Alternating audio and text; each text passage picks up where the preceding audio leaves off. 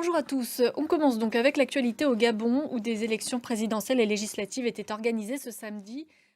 L'un des ténors de l'opposition a parlé de chaos dans l'organisation du scrutin. C'est effectivement l'impression que ça a donné toute la journée.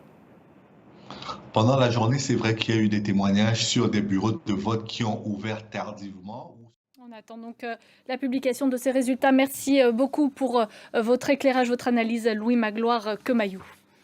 On va passer à l'actualité au Niger, justement. Ils étaient près de 20 000 à s'être rassemblés ce samedi pour soutenir la junte au pouvoir, une manifestation organisée dans le plus grand stade du pays.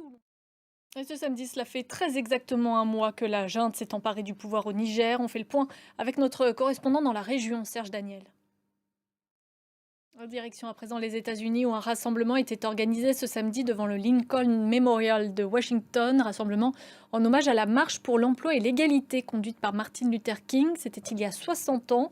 Il y avait alors prononcé son célèbre I Have a Dream.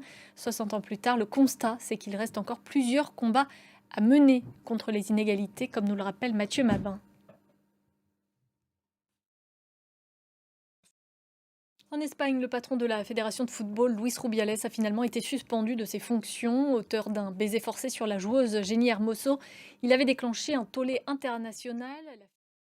C'est une affaire qui fait grand bruit au Royaume-Uni. Il y a 10 jours, le British Museum a révélé que plusieurs pièces de son incroyable collection avaient été volées. En réaction, le directeur du musée a démissionné ce vendredi. Étienne Paponneau. C'est la fin de ce journal. Merci à vous de l'avoir suivi. On se retrouve dans une quinzaine de minutes.